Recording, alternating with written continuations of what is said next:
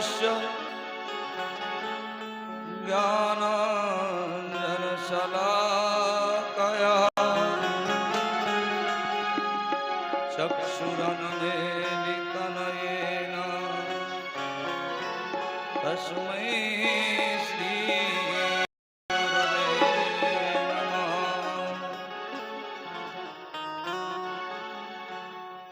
बरापीडमनटर्वपुः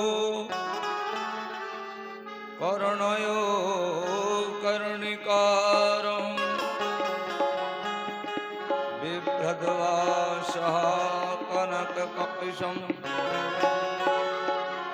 वैजयन्तीं च मालां रन्ध्रान् वेणुरधरसुधया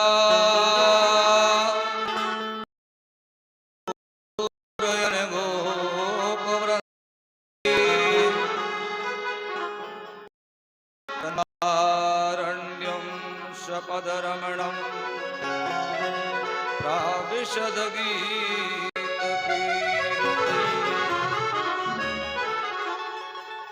हे रामा पुरुषोत्तमा नरहरे नारायणा केशवा गोविन्दा गरुडध्वजा गुणनिधि दामोदरा माधवा।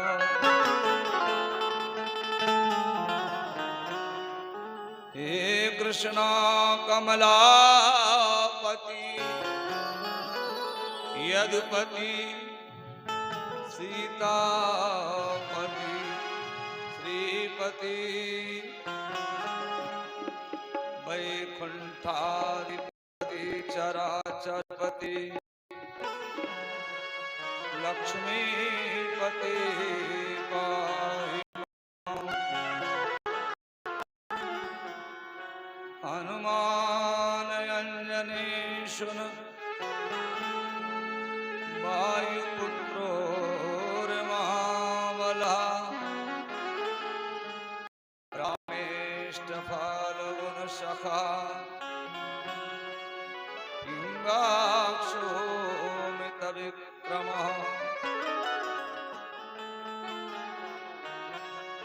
उदती क्रमणश्चैव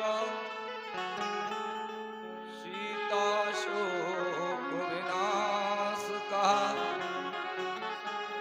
एवं द्वादश नामानि कपीन्द्रस्य महात्मनः। देवी प्रपन्नार्ति हरे प्रसीदा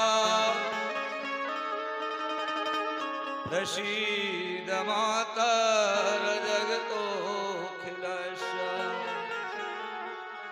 प्रसीद विश्वेश्वरि पाहि विश्वं त्वमीश्वरी देवी चराचरस्य। श्री गुरु चरण सरोज रज निज मन मुकुर सुधार बरनहुँ रघुवर बिमल जसु जो दायक फल चार। बुद्धिहीन तनु जानिके सुमिरो पवन कुमार बल बुद्धि विद्या देव मुनि हरहु कलेश विकार। रामायण तुलसी कृत कथा कहूँ अनुसार आय सुवासन लीजियो तो ब्राजियो पवन कुमार। आय सुवासन तो साजियो पवन कुमार। बोलिए शंकर भगवान की जय। राजा रामचंद्र भगवान जय।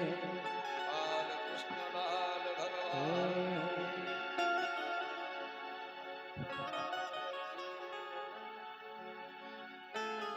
राजा रामचंद्र भगवान जय। स्थान देवताओं जय। भक्त और भगवान की जय जय श्री सीताराम जय जय श्री सीताराम। परम करुणा में भक्तवांछित कल्पतरु भगवान श्री राघवेंद्र सरकार की परम कृपा के माध्यम से आज राघवेंद्र सरकार की वांगमयी प्रतिमूर्ति के रूप मानस के माध्यम से हम सब भक्तगण यहाँ इकट्ठे हुए हैं। दूर से पधारे हुए और समस्त स्थानीय भक्तगणों को व्यासपीठ के माध्यम से कोटि कोटि बंधन, अभिनंदन और बधाई। बधाई इस बात की कि आप भगवान की कथा सुनते हैं तो जीवन में जब कोई शुभ कार्य होता है तो उसकी बधाई दी जाती है। आप भगवान की कथा सुन रहे हैं तो बधाई देने का अधिकार हमारा बनता है।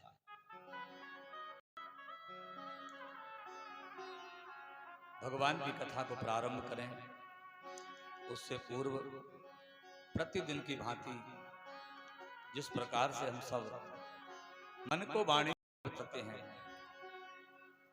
क्योंकि शास्त्र का नियम है राम कथा सुंदर करतारी और संशय विहग उड़ावन। राम कौन है? ये रा है, ये माँ है। ये रा है, ये माँ है, और जब दोनों मिल जाते हैं तो ये राम बन जाता है। जब हम भगवान की कथा सुनते हैं और भगवान की कथा सुनने के साथ जब ताली बजाते हैं तो हम रा और माँ को मिला देते राम बन जाते हैं। या ऐसे भी मान सकते हैं हम कि एक राम है एक सीता जी है। जब दोनों को मिलाते हैं तो ब्रह्म बन जाता है। ऐसे भी मान सकते हैं। दूसरी बात, बहुत कम लोगों को यह पता होगा कि ताली क्यों बजाई जाती है। आपकी छत पर अगर कोई पक्षी आ जाता है तो आप उसको ताली बजाकर ही भगाते हैं। माता जी, आप मेरी माँ हैं, मैं आपका बेटा। इस कथा को आपको बड़े भाव से सुना रहा हूं। जब ताली बजाई जाती है तो ताली से एक आवाज निकलती है। बहुत गंभीर बात है, आप समझने का विषय है। ताली क्यों बजाई जाती है, एक जगह प्रश्न हुआ था ये, अभी कोई कह रहा था बोले ताली नहीं बजाना चाहिए। तो ये बड़ा एक प्रश्न है मन में कि पंडित ब्राह्मण लोग जो कथावाचक होते हैं वो ताली क्यों बजवाते हैं, ताली बजाने के लिए क्यों कहते हैं। तो ताली की आवाज आप सुनेंगे, ये आवाज आप भी सुनेंगे। इस आवाज में फट फट, और जब कोई उच्चाटन किया जाता है तो उसमें आखिरी में फट बोला जाता है। फट माने भागो यहां से। तो ताली जो आपसे बजवाई जाती है ये उच्चाटन के लिए है। अब उच्चाटन किस चीज का? भगवान का उच्चाटन तो करना नहीं है। जो विकार हमारे जीवन में हैं, जो मन में हमारे चल रहे होते हैं, अनेकों अनेक प्रकार के विकार। हम घर से आए हैं, घर का ताला लगाने भूल गए, कोई सामान रखना भूल गए, टिफिन का डब्बा लगाना भूल गया, बंदर ना घुस जाए घर में। बहुत सारी चीजें हमारे मन में चल रही होती हैं। उन सब चीजों को हमसे दूर भगाना, अथवा हमारे मन में किसी के प्रति कोई बैर है, कोई शत्रुता है, कोई मन में मनमुटाव है, वो सारे विकार हमसे दूर हो जाए। इस समय हम केवल राम जी की कथा सुनने के लिए आए हैं, केवल राम की कथा सुनेंगे। इस समय राम है, बस राम मिल जाए मुझे, राज मिले नहीं। बस ये भाव ऐसा रखना हमारे लिए, ये राम जी की कथा है, बस इसी से बेड़ा पार होना है। इसलिए राम कथा सुंदर कर तारी। और ताली बजाते हैं आप लोग, जब पक्षी आपके घर में बैठता है तो भागो बजाते हैं। तो ये यहाँ कौन सा पक्षी है? यहाँ एक पक्षी है जिसका नाम है संशय। और संशय क्या है? संशय का मतलब है भगवान है कि नहीं है, भगवान है कि नहीं है, भगवान है। जब दुख आता है तो हमको लगता है भगवान नहीं है, और जब सुख आता है तो हमको लगता है भगवान है।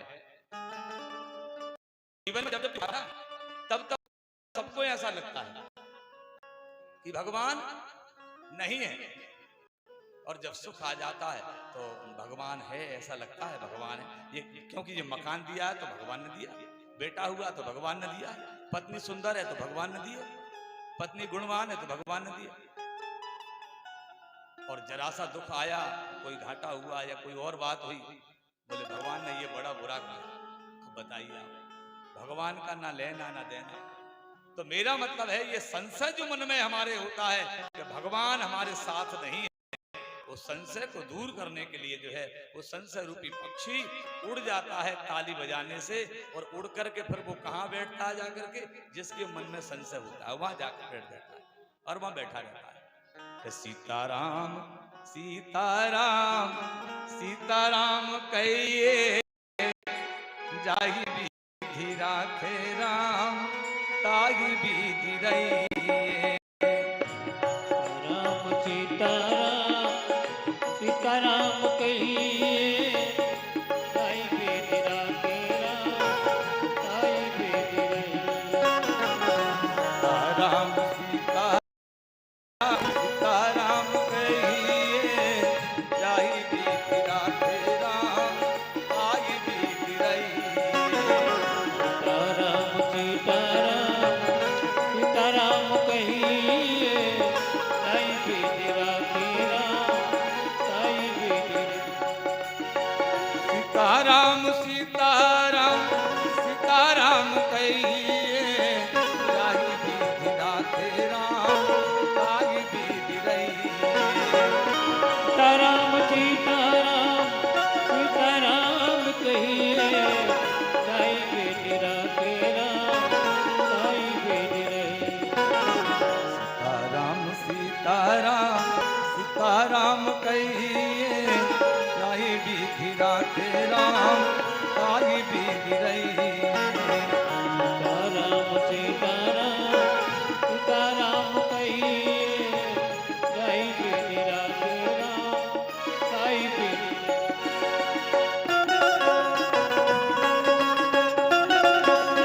हरि गोविंद गोविंद।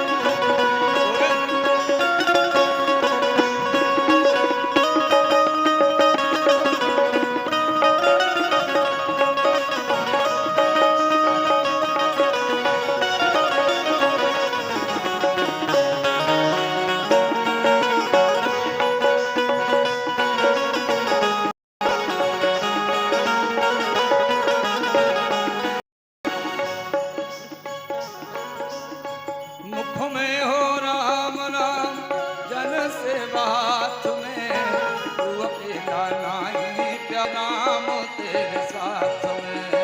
मुख में हो राम नाम, जन से बात में, तू अकेला नाही प्यारे, राम तेरे साथ में। मुख में हो राम राम, जन सेवा हाथ में, तू अकेला नाही प्यारे राम तेरे साथ में। ओ मुख में हो राम नाम, जन से बात में, प्यारे राम तेरे साथ में। विधि का विधान जान, हानि लाभ सही, जाहि विधि राखे राम, ताहि विधि रहिए। विधि का विधान जान, हानि लाभ सही, जाहि विधि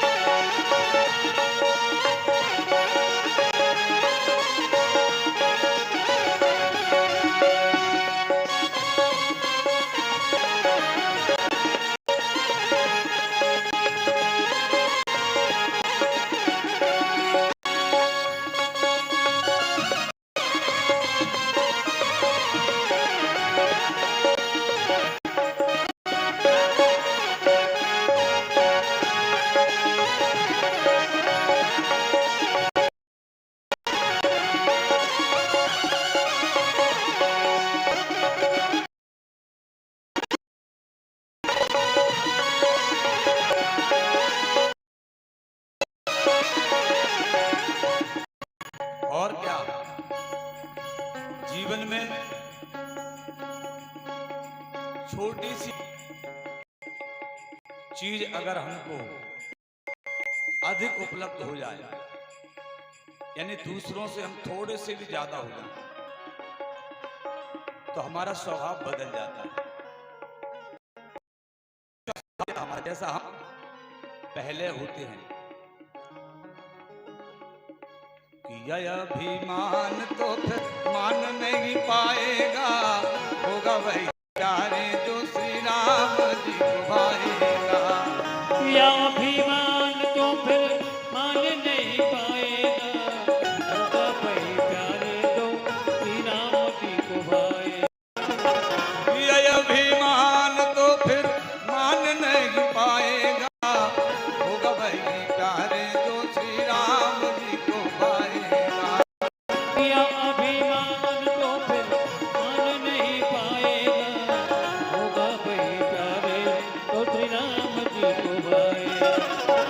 भलवा सा त्याग शुभ काम करते रहिए, जाहि विधि राखे राम ताई विधि रहिए। भले आता शोर शोभे काम करते रहिए, ताई विधि राखे राम ताई विधि रे।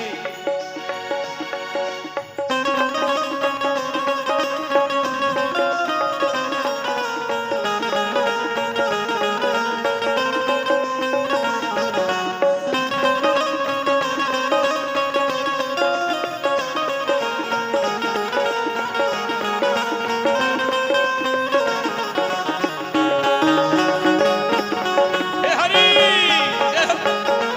ओह ओह ओह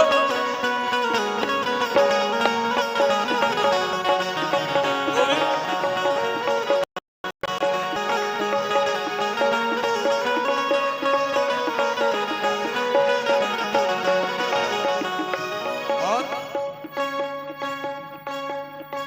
जिंदगी की डोर सौंप हाथ दीननाथ के, महलों में राखे चाहे चौपड़ी में वास दे।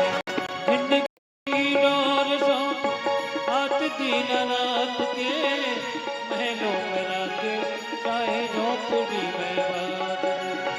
जिंदगी की डोर सौंप हाथ दीननाथ के, महलों में राखे चाहे चौपड़ी में वास दे। ओ जिंदगी की डोर तो हाथ दीननाथ के, महलों में राखे चाहे झोपड़ी में बात। अगर जिंदगी की डोर भगवान को नहीं सौंपेंगे आप, तो क्या होगा मालूम है? कि जाएगा जब यहाँ से कुछ भी न साथ होगा, और 2 गज कफन का टुकड़ा तेरा लिबास होगा। रह जाएंगे तड़पते परिवार वाले तेरे, लेंगे पकड़ जब तुझको यमदूत देंगे पहरे। पीटेगी तेरी छाती कुनवा उदास होगा, जाएगा जब यहाँ से कुछ भी न साथ होगा। और फिर क्या करेंगे मालूम है? तो चुन चुन के लकड़ियों पर रख देंगे तेरे बदन पर, और जाएगा दौड़ कर वो चाहिए तेरे कफन को। इसलिए जिंदगी की डोर सौंप हाथ दीननाथ के, महलों में राखे चाहे चौपड़ी में वास दे। ओ जिंदगी की डोर सौंप हाथ दीननाथ के, महलों में राखे चाहे झोपड़ी में बात।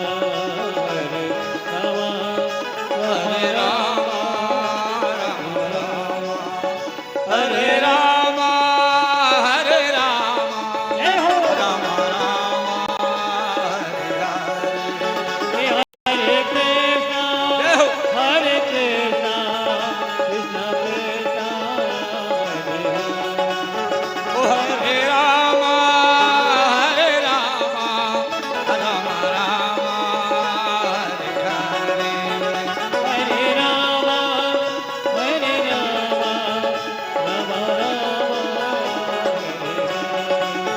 ओ हरे कृष्णा जय हो हरे कृष्णा कृष्णा कृष्णा हरे हरे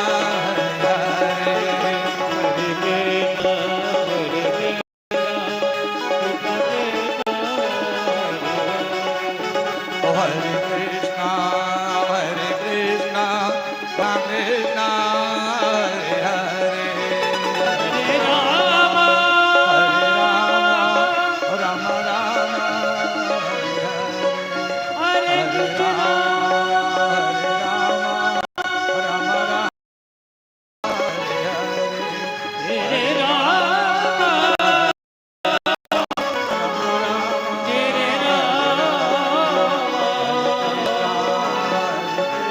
हरे राम हरे राम हरे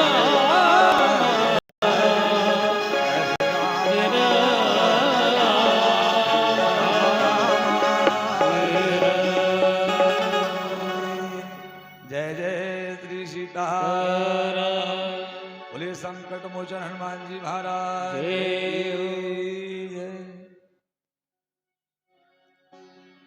हम सभी का सौभाग्य है, केवल आपका ही सौभाग्य नहीं है, मेरा भी सौभाग्य है।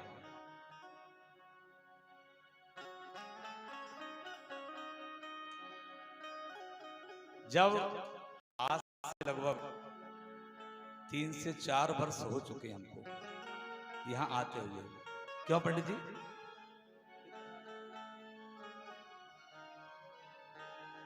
चार वर्ष पहले यहाँ एक अनुष्ठान के लिए इसने अनुष्ठान किया था। हमारे आदरणीय बैठे हुए हैं चंद्रमोहन जी सोनी जी, उनका एक अनुष्ठान लगभग हमने 3 वर्ष लगातार किया उसमें सामने वाले दिन में। तब मैंने भगवान का दर्शन किया, हनुमान जी महाराज का, संकट मोचन हनुमान जी का। मेरे मन में एक इच्छा हुई, मैं आज आपको बिल्कुल सत्य बात बता रहा हूं। मुझे यहां से विश्वास लिया इस स्थान से कि मेरी इच्छा 4 वर्ष पहले हुई थी। तब बाबा जी थे, मैंने बाबा जी को देखा है। तो बाबा जी को देखकर और मंदिर के हनुमान जी महाराज को देखकर मेरे मन में ऐसी इच्छा हुई कि एक बार इन हनुमान जी को मेरे माध्यम से, इस शरीर से, मेरे शरीर से जो है यहाँ हनुमान जी को एक बार मैं खत्म करवाऊं, ऐसी मेरी इच्छा हुई। तब कथा का कोई रूप नहीं था। हम अनुष्ठान करके गए और बाबा जी स्वधाम को सुधार गए। पता लगा, फिर बात गई आई हो गई। हमको भी लगा कि अब ठीक है। ठीक 4 वर्ष बाद अभी हमारे आदरणीय दिनेश जी का हमारे पास फोन पहुंचा, पंडित जी का, कि आपको हमारे यहाँ ये कथा हनुमान जी को सुनाना है। कथा करना ये नहीं कहा, बोले हनुमान जी को सुनाना। तो ये मानिए मेरे मन में लड्डू, जो अपन कहते हैं ना, जैसे क्या कहते हैं वो, जब कोई खुशी होती है बड़ी तो लड्डू फूटने लगे। 1-2 बार ही ऐसा होता है जब लड्डू फूटते हैं, मतलब जैसे शादी वादी होती है तब भी लड्डू फूटते हैं, सगाई होती तब।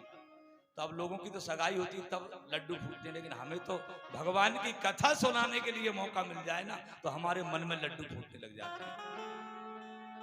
बात इतनी सी, मेरे मन में लड्डू फूट गए। मैंने कहा ये बड़ा अच्छा काम हुआ। मैंने कहा हाथ रस में, और मेरी जो मन की एक भावना थी वो मैंने आज मेरी पूरी हुई। और कथा सुनाने के पीछे केवल भाव यही रहा हमेशा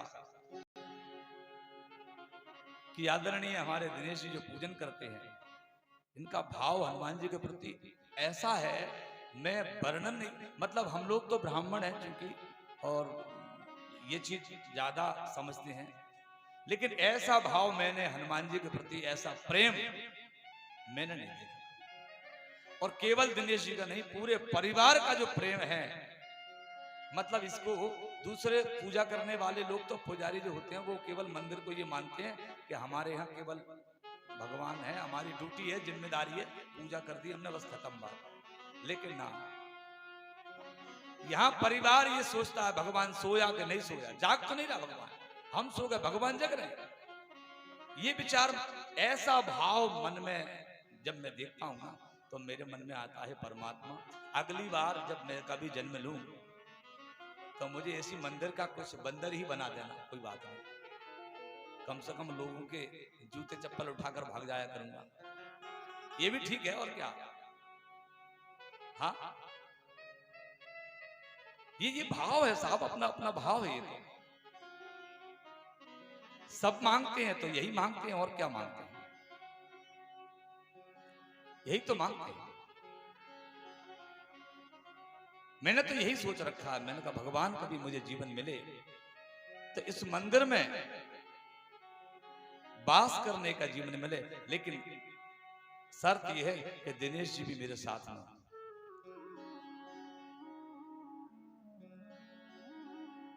मानस हो तो वही रस खान, बसो ब्रज गोकुल, गांव के ग्वारन, और जो पशु हो तो कहा बस मेरो, चरो नित नंद की धेनु चरा। रसखान जी विनती करते हैं कि अगर मैं कभी जीवन में दोबारा मेरा जन्म हो तो मैं जो है वृंदावन में जाकर के मेरा जन्म हो। तो मानस हो तो वही रस खान, बसो ब्रज गोकुल, गांव के ग्वारन, और जो पशु तो कहा बस मेरो, चरो नित नंद की धेनु चरावन। जो खग हो तो बसेरो करूं, अगर मैं पक्षी बन जाऊं तो मैं उस वृक्ष पर बैठा रहूं जिस वृक्ष पर भगवान बैठते थे। जो खग हो तो बसेरो करूं, नित कालिंदी कुल कदम्ब की डारन, और पाहन हो तो वही गिरि को, जो धरो कर छत्र पुरंदर धारन। अगर पत्थर भी बन जाऊं तो मैं उस वृंदावन के पर्वत का पत्थर बन जाऊं, कि कम से कम इतना तो है, जिसको भगवान ने धारण किया है उस पर्वत पर मैं जाकर के पत्थर बन जाऊंगा तो भगवान मुझे भी धारण कर लेंगे, ये मेरा सौभाग्य हो जाए। ऐसा भाव मैंने ये महसूस किया कि इस मंदिर चौखट पर समस्त मनोकामना पूर्ण होती हैं। संकट मोचन उनका नाम ही है, संकट मोचन, कृपा निधान। अगर जीवन में बड़ा से बड़ा संकट है, सच्चे मन से आइए, आकर खैर आप तो आते ही, मैं आपको क्या, आप भाग्यशाली हैं और आपके साथ तो मेरा भाग्य जुड़ा हुआ है। और यहां आकर मैंने देखा कि मेरी माताएं इतनी अच्छी हैं कि मुझे अपना पुत्र समझकर इस कथा को सुनती है। भागवत का प्रसंग है ये। कपिल भगवान अपनी मां को कथा सुना रहे हैं। प्रेम क्या है? भक्ति की परिभाषा यही है।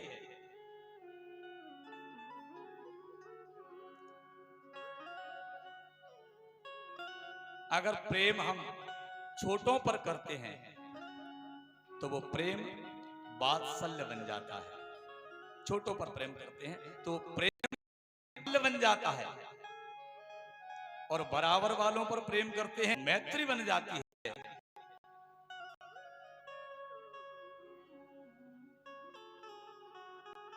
ये भक्ति है। और वही प्रेम यदि सांसारिक पुरुषों पर हो तो बंधन का कारण हो जाता है,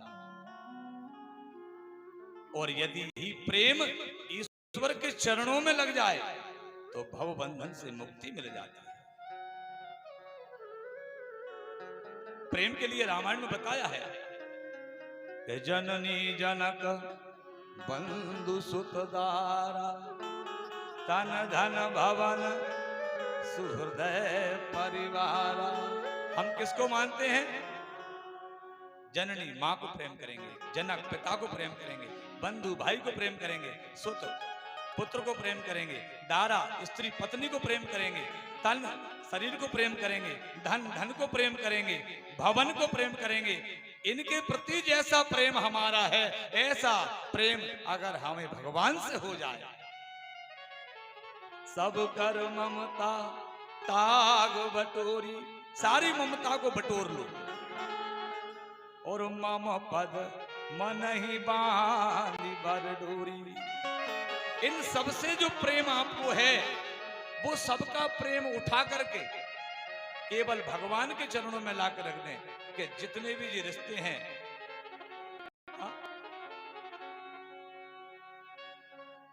सर्वधर्मान परित्यज्य मामेकं शरणं गतः। सारे धर्मों को, पुत्र धर्म, पत्नी धर्म, स्त्री धर्म, सब धर्मों को छोड़कर बोले एक धर्म है केवल, कौन सा? कि धर्म न दूसर सत्य समाना। सत्य क्या है? सत्यम परम धीमहि, सत्यम परम धीमहि। सत्य ही ईश्वर है, ध्यान रखना, सत्य ही ईश्वर है। धर्म न, धर्म क्या है? सत्य ही धर्म है। जीवन में सत्य को पहचान लिया जिस व्यक्ति ने, उसने धर्म का पालन कर लिया। समदर्शी इच्छा कछुनाई, हरस सुख भय नहीं कछुनाई।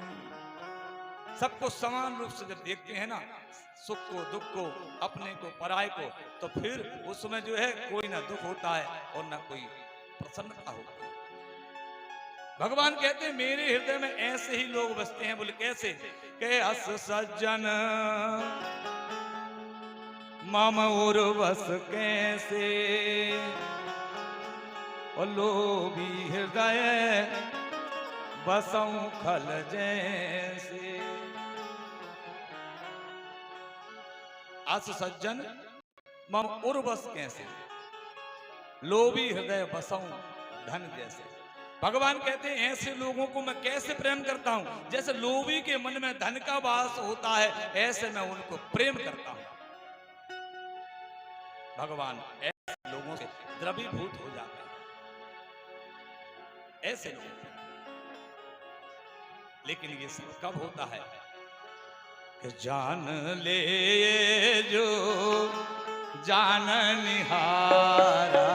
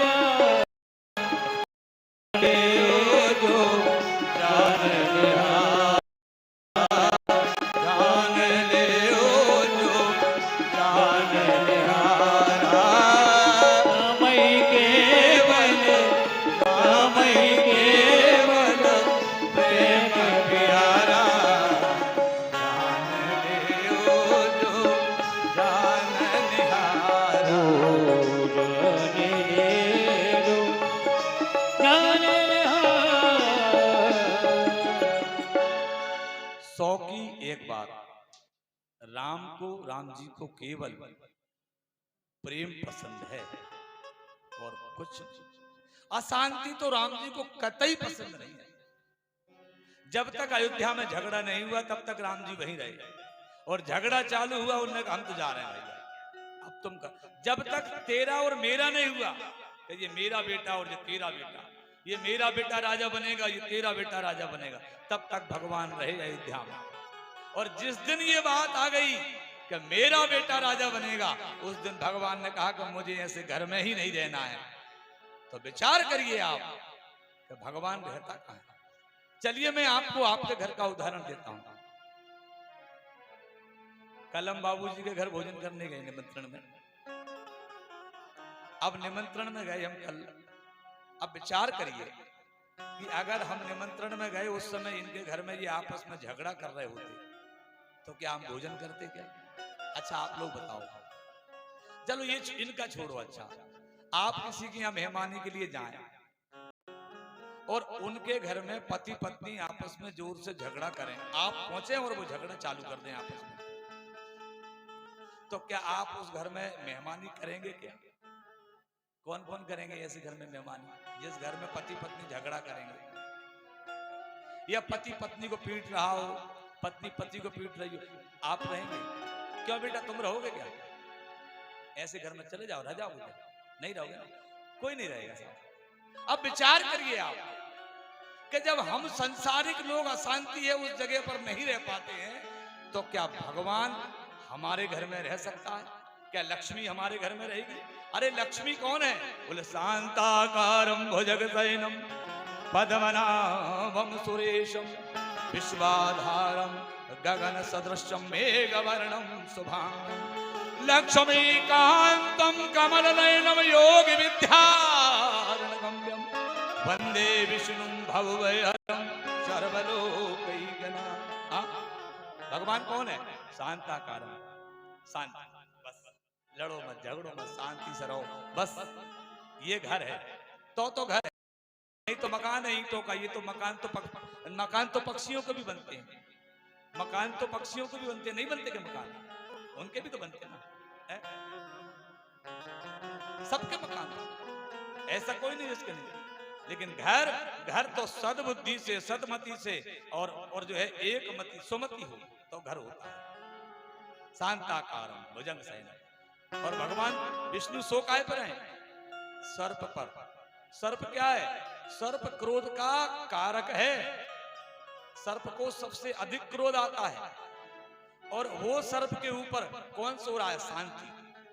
क्रोध पर शांति, इसका मतलब है जो व्यक्ति क्रोध पर शासन कर लेगा वही व्यक्ति के घर में लक्ष्मी टिकेगी, अन्यथा लक्ष्मी भाग जाएगी। अगर घर में अशांति है तो पंडित जी के यहाँ मत जाना, पुजारियों के यहाँ मत जाना, तांत्रिकों के यहाँ मत जाना कि हमारे घर में लक्ष्मी कब आएगी, कभी नहीं आएगी। और घर में शांति है तो लौट कर आएगी, वो कहीं नहीं जाएगी। शांति रखिए। जहां सुमतिता संपत्ति नाना और जहां कुमतिता विपत्ति निदाना, तब उर्कुमति बसी विपरीता। और क्या भैया? हित अनहित मानहि रिपुरीता। अगर आपके घर में कोई बात नहीं मानता, आपस में एक दूसरे की बात को नहीं मानते हैं, तो समझिए कि वो आपके घर में शत्रु के रूप में आया है जो किसी जन्म का बदला ले रहा है। ध्यान रखना।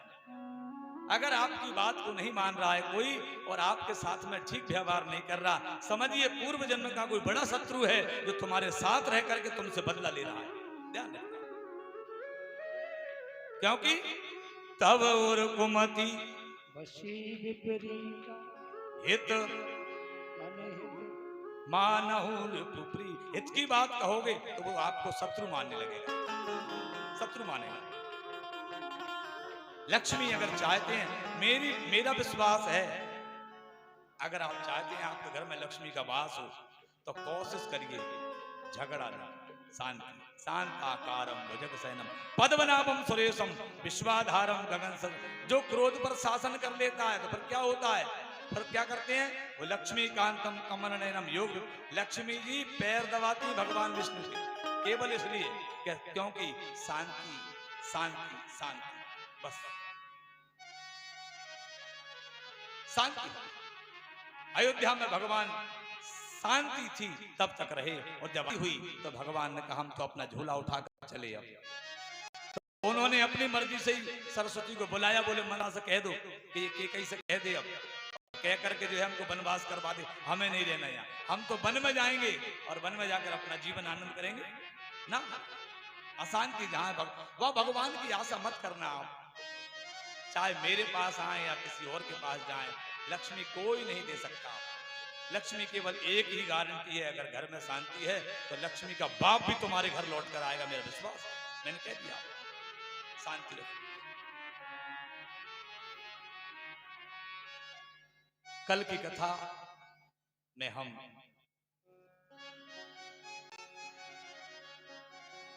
प्रताप भानु की कथा में प्रताप भानु को श्राप लग गया ब्राह्मणों के कारण। कल हमने ब्राह्मणों की महिमा बताई थी कि ब्राह्मण का सम्मान हमेशा करना चाहिए। कल हमने कहा था ये कभी विचार ना करें आप लोग कि ये ब्राह्मण पूजा करता है, पाठ करता है कि नहीं करता है, ये पाखंडी है, कैसा। आपकी बुद्धि में जितने विकार ब्राह्मण के प्रति भरे हैं वो विकार बिल्कुल ना लाए, क्योंकि ब्राह्मण ब्राह्मण है। मैंने कल कहा था आग शमशान की भी होगी तो जला देगी। क्यों कि शिखा जिसकी धरोहर है, तिलक से जो अलंकृत है, चमकता भाल दिन कर सा अपराधों से वंचित है। जो शंभु सा अविनाशी है, जो विष्णु सा हृदय कोमल है, जिसमें तेज ब्रह्मा का वो ब्राह्मण सर्ववंदित है। जिसमें तेज ब्रह्मा का वो ब्राह्मण सर्ववंदित है। कल की कथा में ब्राह्मणों ने श्राप दे दिया प्रताप भानु को। श्राप जब दिया तो उसके कुल में कोई नहीं बचा। ब्राह्मणों के श्राप से एक वर्ष में जो है संवत मध्यनाश तब हो, एक वर्ष के भीतर जो है एक संवत में जो है पूरा कुल वंश सहित कोई पानी देने वाला उसके वंश में नहीं रहा, केवल ब्राह्मणों के साथ में उसने छल किया प्रताप भानु। और वो प्रताप भानु ऐसा जिसके राज्य में गाय अपने आप दूध देती थी, सारा राज्य सुरक्षित था, लेकिन मामला केवल यहां बिगड़ गया कि ब्राह्मणों का अपराध हो गया। और अपराध उस शत्रु के कारण हुआ, राजा के इसमें कोई दोष नहीं था।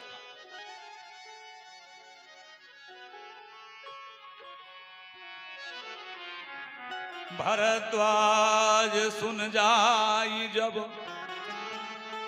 और हो ये विधाता बाम,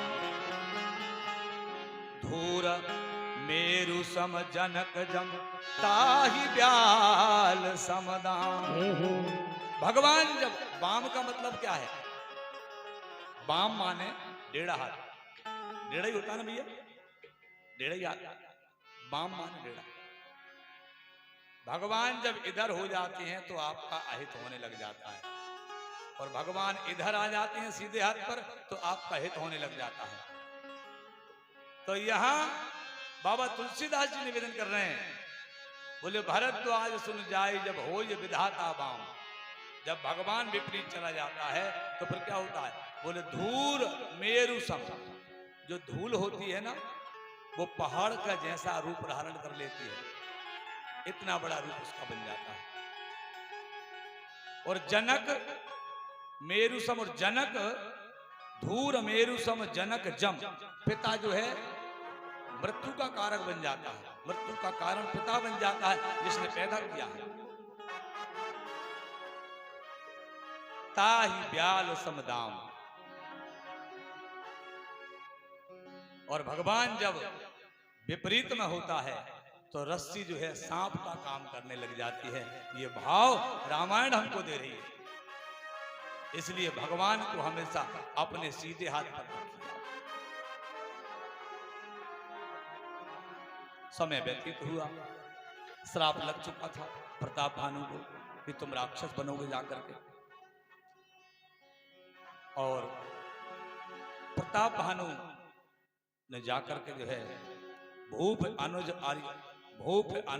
आरि मर्दन नामा, भयउ सुकुंभ कर्ण बलधामा, जाकर के जन्म लिया।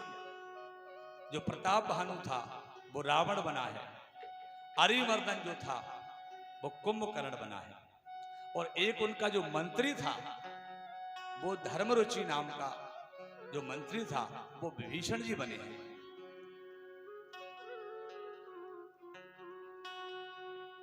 सुंदर कुल में उत्पन्न हुए पुलस्त्य ऋषि की संतान, पुलस्त्य ऋषि के कुल में विश्रवा मुनि के माध्यम से उनका जन्म हुआ।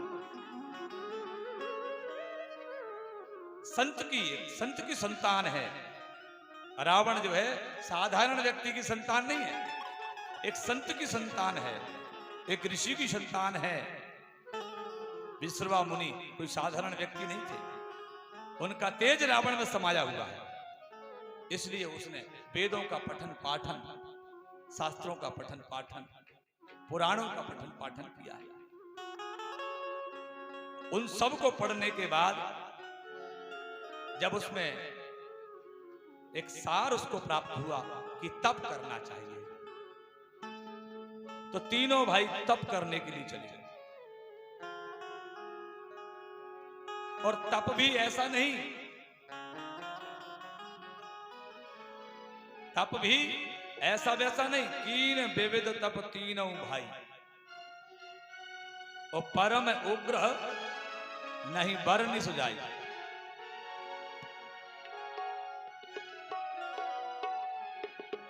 विविध विधि, एक विधि से नहीं, अनेकों विधि। विविध, विविध माने एक प्रकार से तप नहीं किया। एक पैर पर खड़े होना, बरसते पानी में तप करना, धूप में तप करना, ठंड में तप करना, कोई मौसम का कोई असर शरीर पर नहीं होना, ऐसा तप जब रावण ने किया। देखिए तप का एक नियम है, तप चाहे राक्षस कर ले, चाहे देवता कर ले, चाहे मनुष्य कर ले, नियम है उसको वरदान मिलेगा, उसको सफलता मिलेगी। अगर ऐसा नियम होता कि केवल देवता तप करेंगे तो उनको ही फल मिलेगा, तो यार रावण तप कर रहा है, इसको भी तो वरदान देने आ रहे हैं, भाई तो आ रहे हैं, जो हमको वरदान देते हैं भाई इनको वरदान दे रहे हैं। तो जो तप करता है भाई, जिसके पास 100 नंबर की मार्कशीट है उसको नौकरी मिलेगी, वो कोई भी हो, उससे कोई मतलब नहीं है कि ये कौन है। कि गयऊ ने कट तप देखी विधाता, मांगहु बर प्रसन्न मैं ताता। गयऊ निकट तप देखी विधाता, मांगहु बर प्रसन्न मैं ताता। गयऊ निकट तप देखी विधाता, मांगहु बर प्रसन्न मैं ताता। गयऊ निकट तपी देखी विधाता, मांगहु बर प्रसन्न मैं ताता। पद कही 10 सीसा, बोल वचन सुनऊ जगदीशा।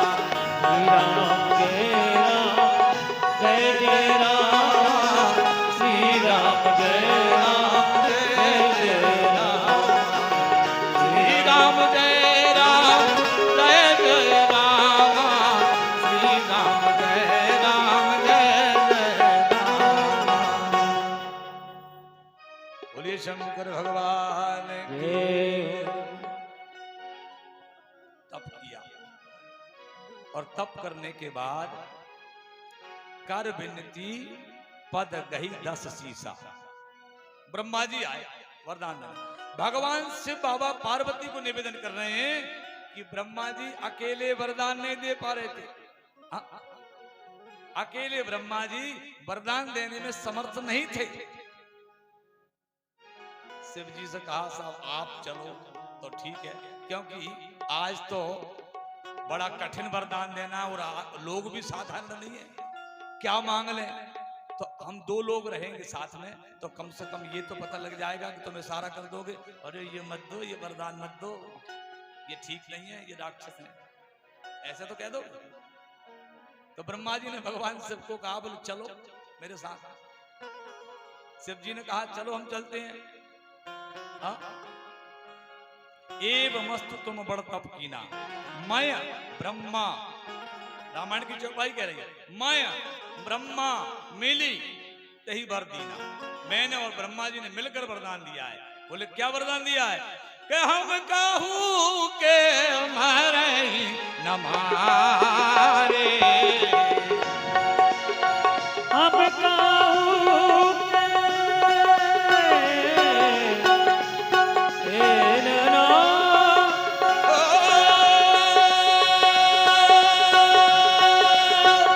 हम कहूं के मरहि न मारे। वानर मनज जात कोई मारे, वानर मनोजे जात कोई मारे।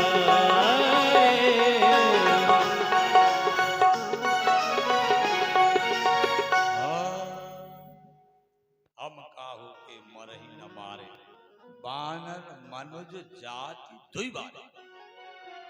ये क्या बताया है उन्होंने? ये जाति बताई है। क्या बताई? जाति। दो जाति हमको नहीं मार पाए, मनुष्य जाति और वानर जाति। अब विचार करिए, ये दोनों को ही क्यों मांगा? क्योंकि तीनों वरदान में जब द्वारपालों ने श्राप दिया जय विजय ने, तब उन्होंने चरणों में पढ़कर कहा कि हमसे अपराध हुआ। बोले अपराध तो हो गया, लेकिन आपको मारने भगवान आएगा। पक्का हो गया। नारद जी के साथ में घटना घटी, तब श्राप दिया, तब भी यही कहा गया कि तुमको भगवान मारने आएंगे। और जब प्रताप भानु को श्राप लगा, तब भी यही बात कही गई कि आपको मारने के लिए जो है भगवान आएंगे। तो भगवान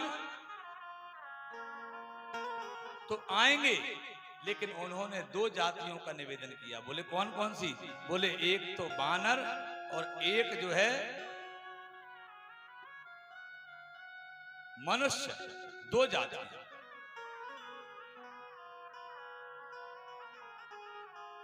तो यहां थोड़ा सा संदेह का निवारण हम करेंगे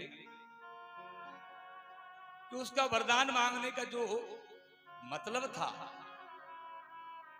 उसने जो वरदान मांगा रावण ने, वो वरदान केवल इसलिए मांगा कि जब भगवान स्वयं हरि मनुष्य का रूप धारण करेंगे,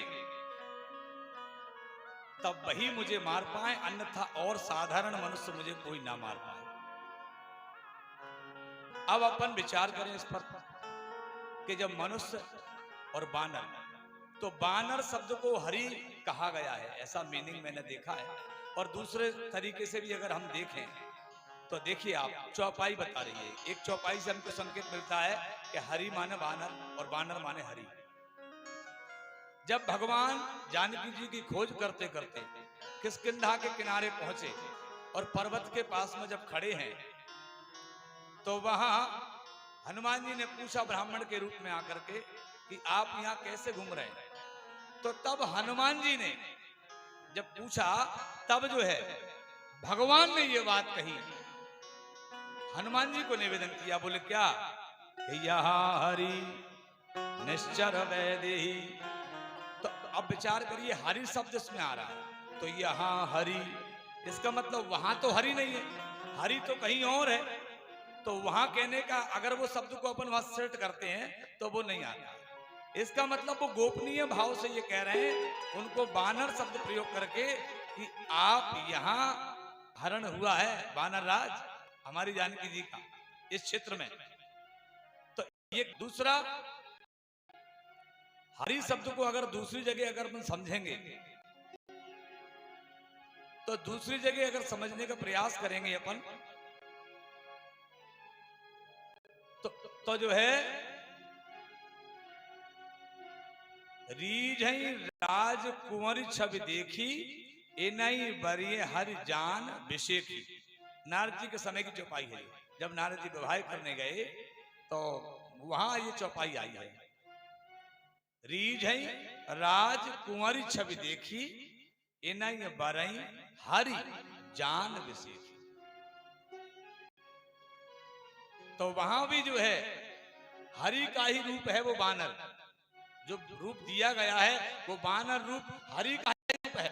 तो यहाँ अगर हम विचार करेंगे थोड़ी सी बुद्धि से, ये मेरा अपना व्यक्तिगत मत है, मैं ये नहीं कह रहा हूं कि मेरी बात को आप स्वीकार करें, लेकिन मैं अपनी तरफ से प्रयास कर रहा हूं तो उस बात को थोड़ा सा ठीक करने का। रावण का जो मत था वो यही था कि स्वयं हरि जब मनुष्य का रूप धारण करके आए तब वही मुझको मारे और अन्यथा कोई मुझको मार ना पाए, ऐसा मत उसका था। इसलिए उसने यही वरदान मांगा है। क्या मांगा है? उसने एक ही वरदान मांगा, हम काहू के मरही न मारे और बानर मनुज जाति कोई। तो कुंभकर्ण के पास गए, कुंभकर्ण से कहा तुम मांगो। ब्रह्मा जी को थोड़ा भय लगा क्योंकि उसका भोजन ही इतना था कि एक दिन में सृष्टि साफ कर दे पूरी, इतना भोजन था। ब्रह्मा जी ने शिव जी से कहा, बोले अगर मैंने इसको वरदान दे दिया ये तो भोजन मांगेगा, तो इसका भोजन बहुत ज्यादा है। क्योंकि अहंकारी जो व्यक्ति होता है उसको भूख बहुत लगती है। भूख का मतलब भोजन की नहीं, अहंकार की भूख बड़ी तेज होती है। तो सरस्वती को बुलाया और सरस्वती को बुलाकर निवेदन किया कि इसकी जीभ पर बैठ जाओ और जिह्वा पर बैठ करके इससे तुम इतना भर कर दो। तो सरस्वती से निवेदन किया तो कुंभकर्ण ने जो है 6 महीने की नींद स्वीकार की। उन्होंने कहा ठीक है कोई बात नहीं, चलेगा। जो यही नित खल नित करब आहारू, हो ये सब उजार संसारू।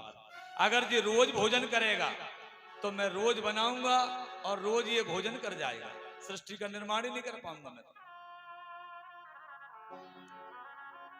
गए विभीषण पास पुनि, कयहु पुत्र वरमान। इन दोनों को पुत्र नहीं कहा, न रावण को पुत्र कहा न कुंभकर्ण को पुत्र कहा। तो पुत्र किसे कह रहे हैं? तो गयहु विभीषण पास पुनि, कयहु पुत्र वरमान। तेहि मांगो भगवंत पद, कमल अमल अनुराग। मुझे कुछ नहीं चाहिए, मुझे तो केवल भगवान की भक्ति चाहिए और कुछ नहीं। ना मुझे नींद चाहिए, ना मुझे ये भय है कि मुझे कौन मारेगा कौन नहीं मारेगा। मुझे कोई भी मारे कोई आपत्ति नहीं। मेरे जीवन में कैसा कुछ नहीं चाहिए, मुझे केवल भक्ति चाहिए। भगवान की भक्ति को सभी किया। जीवन में अगर मांगना है, भगवान के दरबार में आप लोग जाते हैं, अगर कभी मांगने का मौका आए तो भगवान को मांगो, मत मांगो कुछ। क्योंकि जब भगवान तुम्हारे घर में होगा तो सब वो अपने आप लाएगा, और जब भगवान तुम्हारे घर में होगा तो वो घर भगवान का हो जाएगा, और भगवान का जब घर हो जाएगा उसकी जिम्मेदारी बनती है तुम्हारी सारी व्यवस्थाओं को करने की। इसलिए कभी मांगना है तो मेरे बंधुओं भगवान को मांगना और कुछ मत मांगना, भगवान कि कर लो हरि का भजन तुम सुधर जाओगे, कि कर लो हरि का भजन तुम सुधर जाओगे।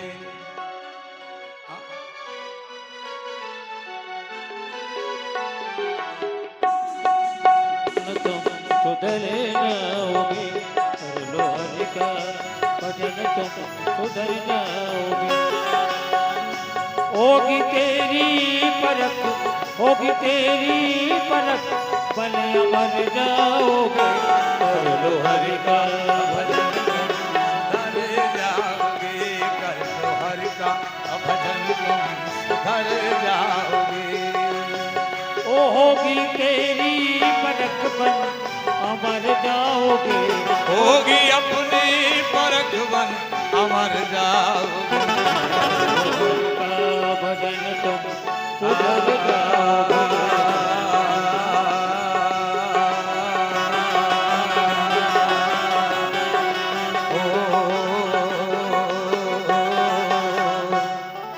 हरि का भजन सुधर जाओगे। कर लो हरि का।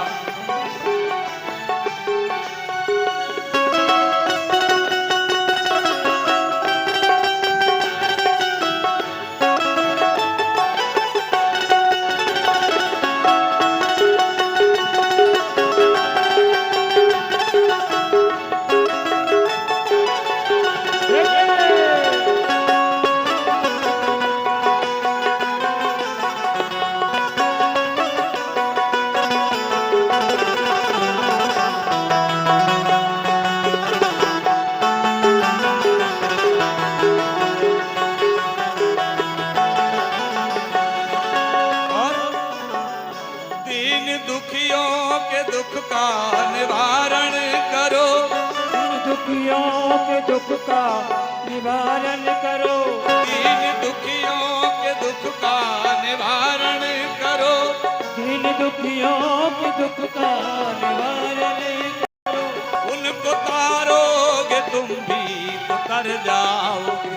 उनको तारोगे तुम भी तो तर जाओगे। कर लो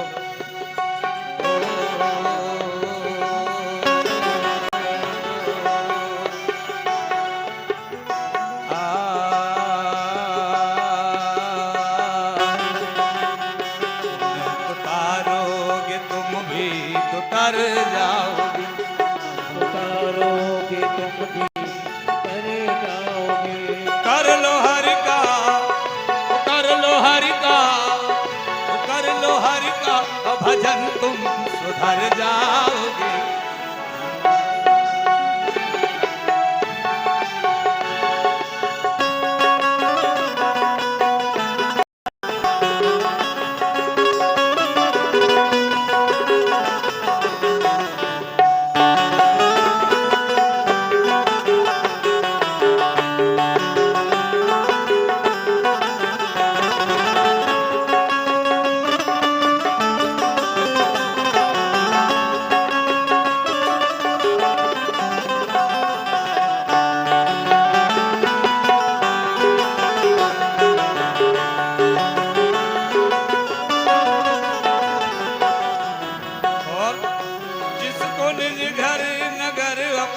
समझे हुए अपना समझे हुए। जिसको निज घर नगर अपना समझे हुए। जिसको निज घर नगर अपना समझे। फिर तुम किधर जाओ। बोलो मर करके फिर तुम किधर जाओगे।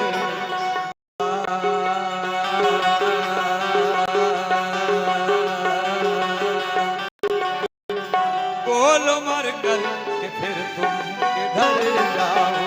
ओ बोलो मर करके फिर तुम किधर जाओगे। ओ कर लो हरि का भजन तुम सुधर जाओगे।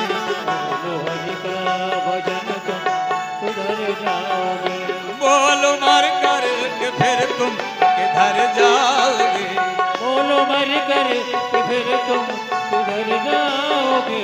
बोलो हरि का भजन तुम सुधर जाओगे।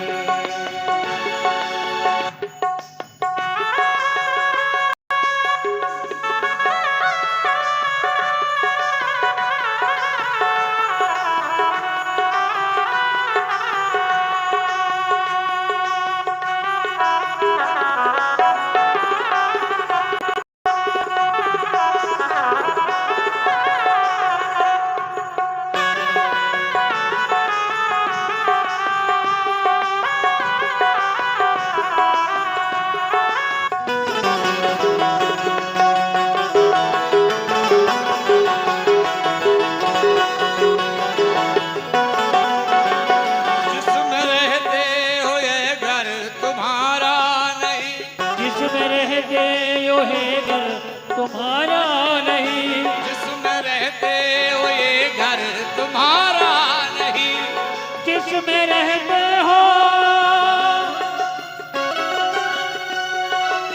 ये घर तुम्हारा नहीं, जिसमें रहते हो ये घर तुम्हारा नहीं। रहते और एक दिन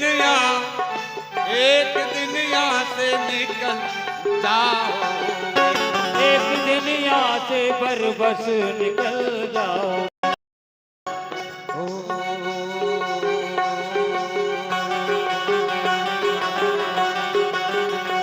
एक दिन यहाँ से निकल चले जाओगे, एक दिन यहाँ से बरबस निकल जाओगे। हर का भजन तुम सुधर जाओगे, करो हर का भजन तुम सुधर जाओगे, होगी अपनी परख बन अमर जाओगे, होगी अपनी परख बन अमर जाओगे। बोलो हरि का भजन तुम सुधर जाओगे।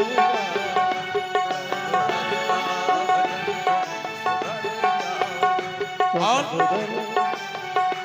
आगे लंबे सफर में टिकट चाहिए।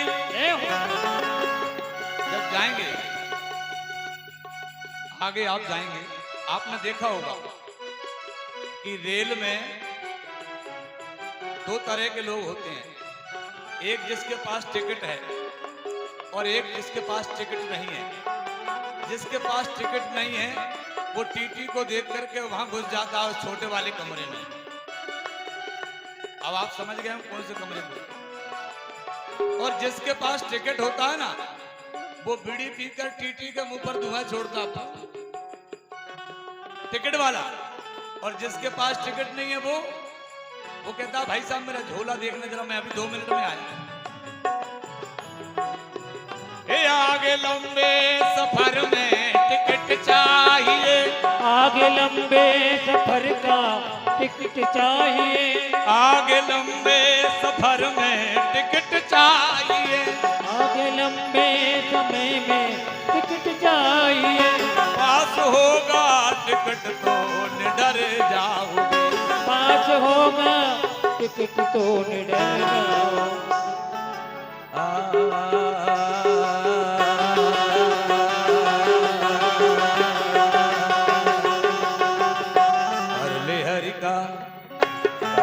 हरि का भजन तुम सुधर जाओगे, हरि का भजन तुम सुधर जाओगे। पास होगा टिकट तो निडर जाओगे, हरि का भजन तुम सुधर जाओगे।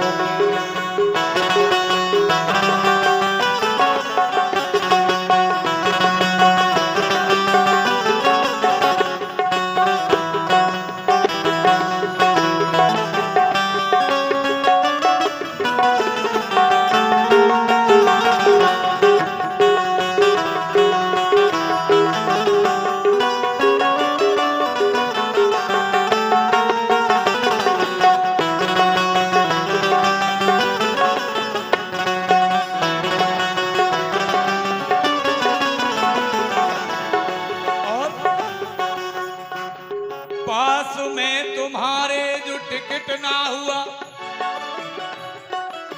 पास में जो तुम्हारे टिकट ना हुआ, पास में जो तुम्हारे टिकट ना हुआ, पास में जो तुम्हारे टिकट ना हुआ, पास में जो तुम्हारे टिकट ना हुआ, पास में जो तुम्हारे टिकट ना हुआ। होगा जुर्माना, होगा जुर्माना, तुम भी पकड़ जाओगे। कर लो हरि का भजन तुम सुधर जाओगे, कर लो हरि का भजन तुम सुधर जाओगे। होगी अपनी परख बन अमर जाओगे। कौन करेगा भजन तुम कर जाओगे। कर लो हरि का भजन तुम सुधर जाओगे, कर लो भजन हरि का भजन कर लो हरि का भजन तुम सुधर जाओगे कर लो हरि का मेरे भजन हरि तुम सुधर जाओगे कर लो हरि का भजन तुम सुधर जाओगे कर लो हरि का भजन तुम हरि सुधर जाओगे कर लो हरि का भजन तुम हरि सुधर जाओगे बोले राजा रामचंद्र भगवान की जय संकट मोचन हनुमान जी महाराज की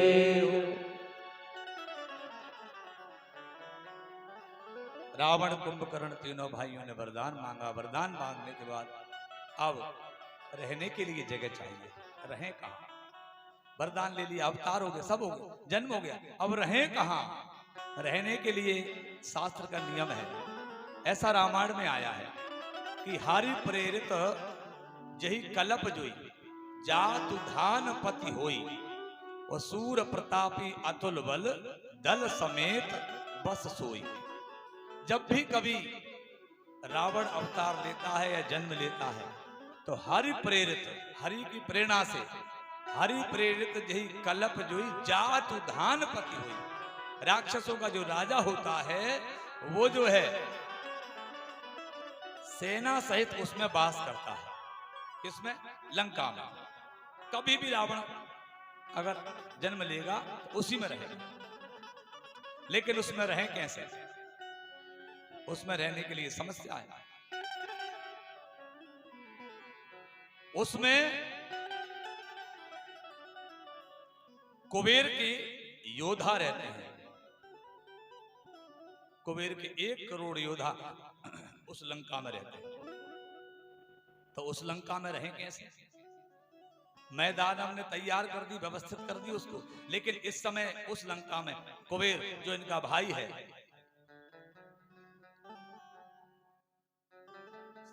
सौतेला भाई जो है वो रहता है।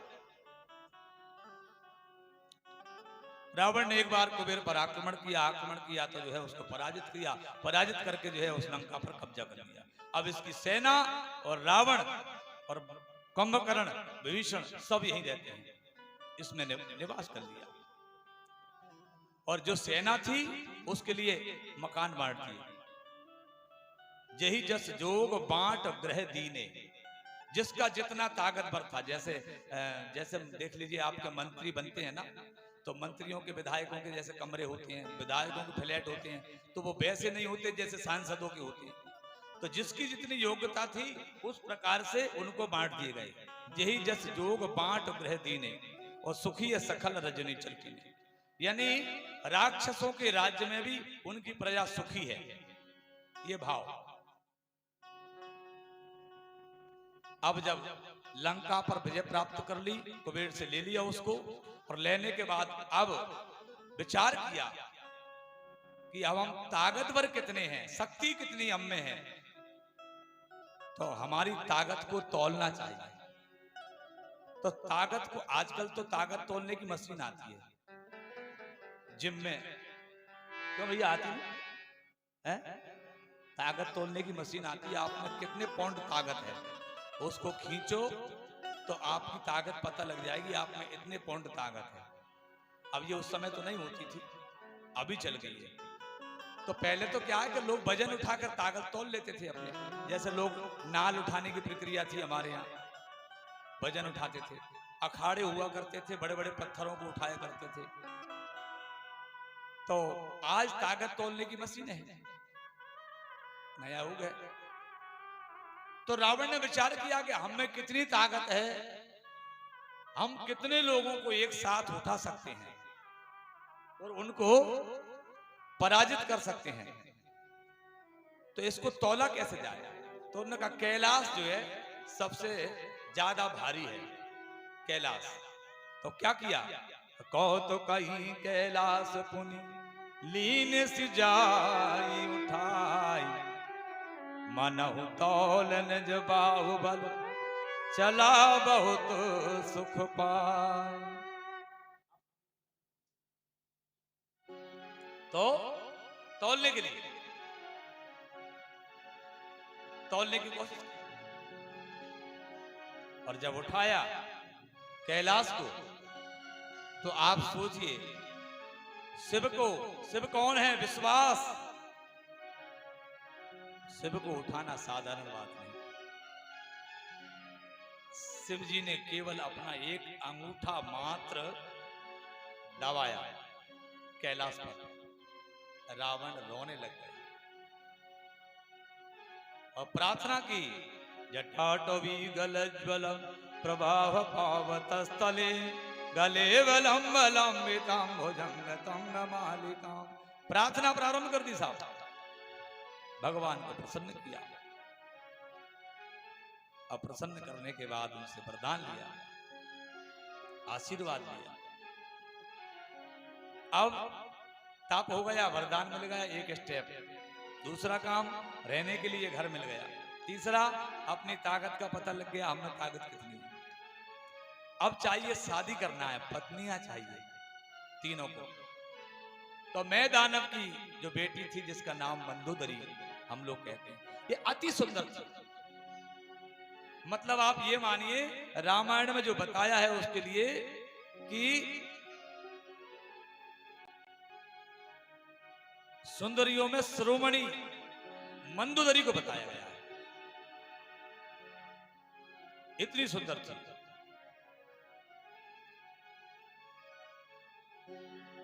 सुंदरियों में शिरोमणि मंदोदरी।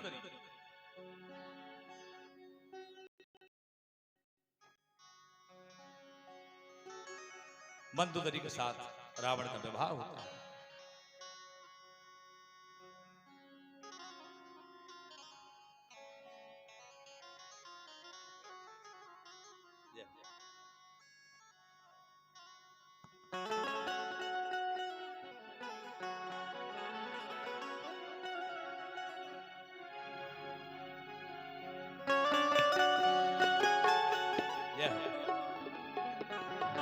बोलिए भक्त वत्सल भगवान की। राम कहने से तर जाएगा, राम कहने से तर जाएगा, राम कहने से, राम कहने से,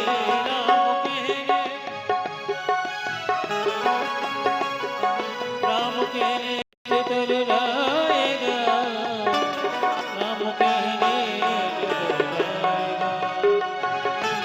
राम कहने से तर जाएगा।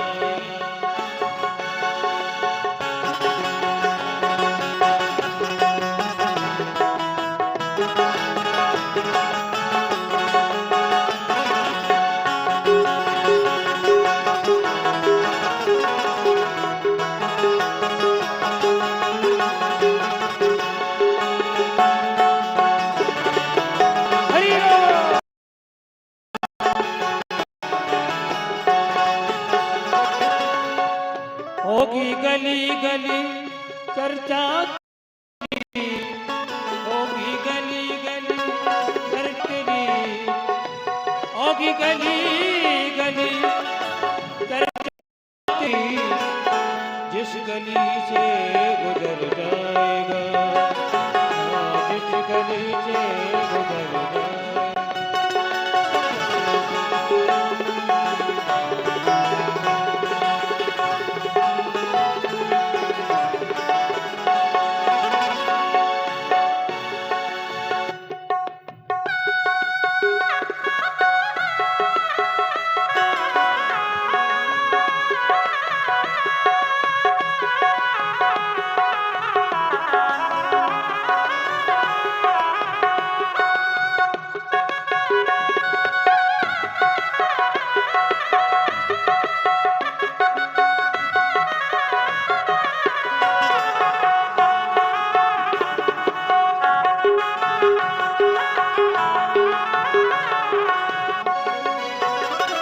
एक माटी का, एक माटी का, एक माटी का, एक माटी का पुतला है तू, एक माटी का पुतला है तू, एक माटी का पुतला है तू। पढ़ने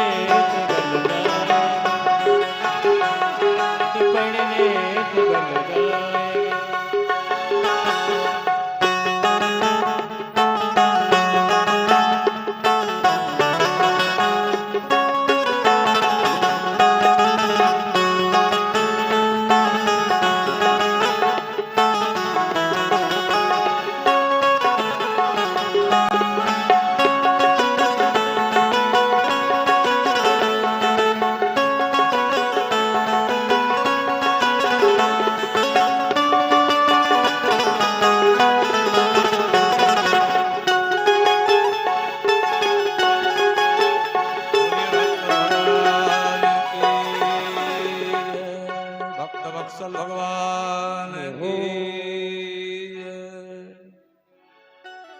भगवान की कथा में पुनः प्रवेश करते हैं हम लोग। परिवार का विस्तार हुआ।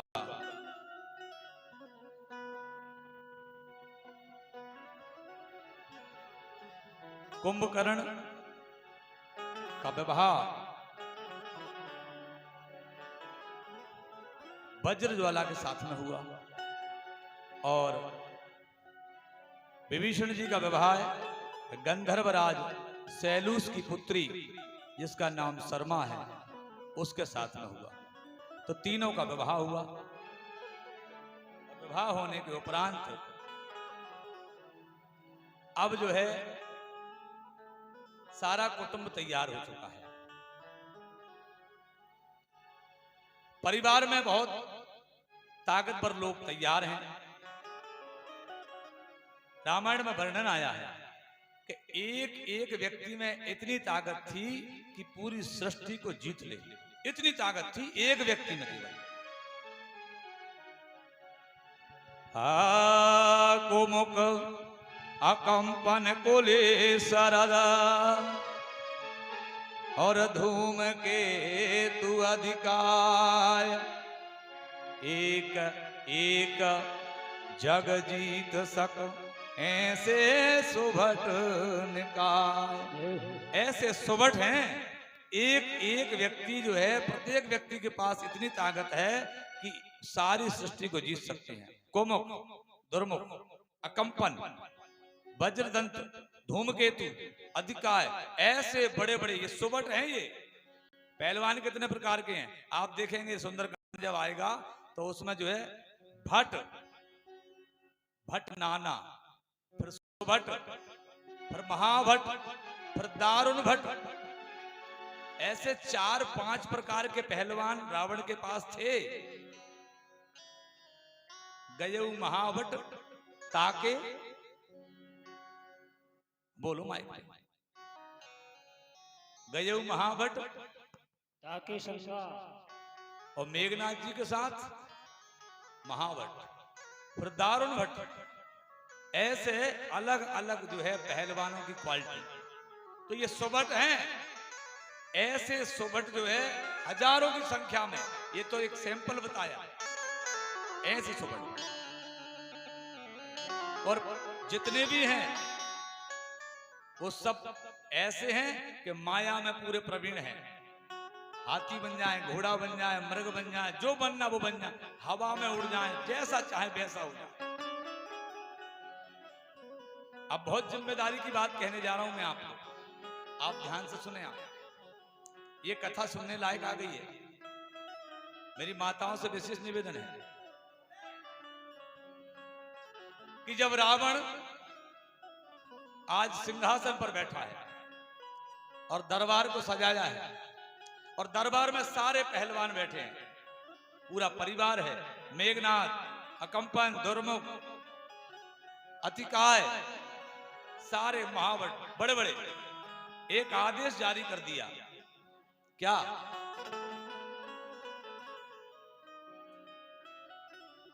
बोले केवल अब तुमको करना क्या है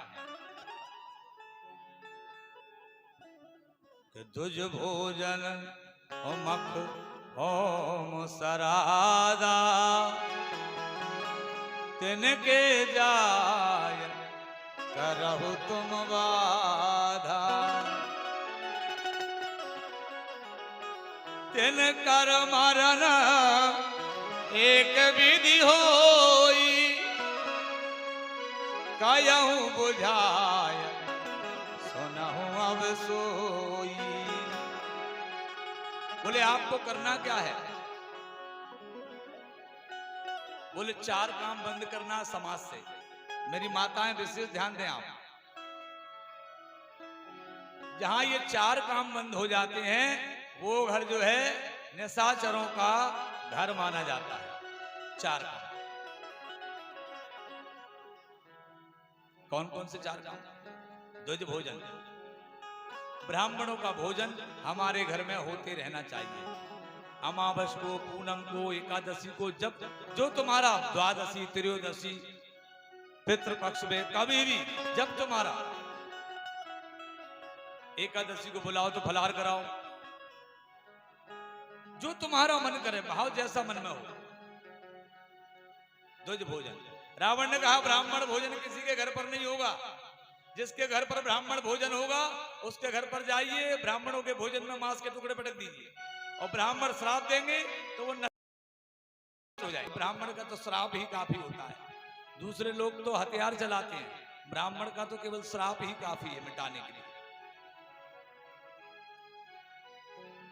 तो द्विज भोजन, ब्राह्मण भोजन बंद।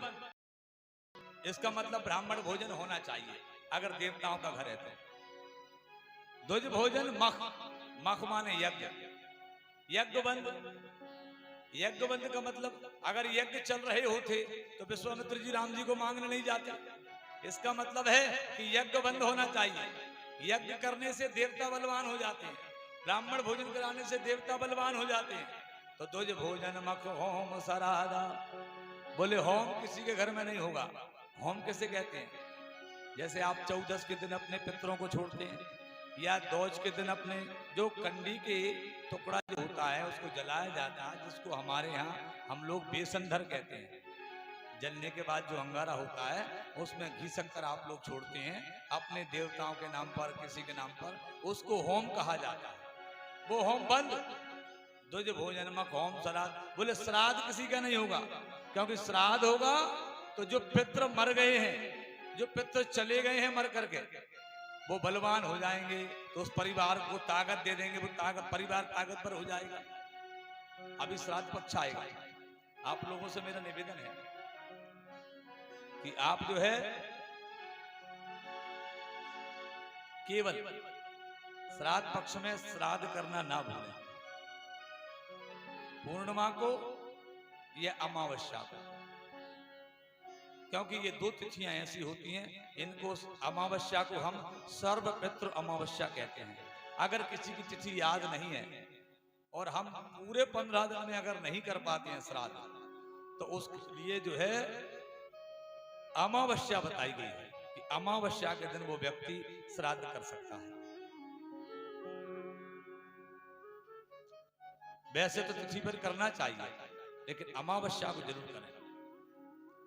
और अगर आपको ये पता है कि हमारे परिवार में अकाल मृत्यु से गया ये व्यक्ति की मृत्यु अकाल मृत्यु से हुई है, तो उसके लिए आप 14 के दिन किसी ब्राह्मण बालक को बुलाकर भोजन कराइए।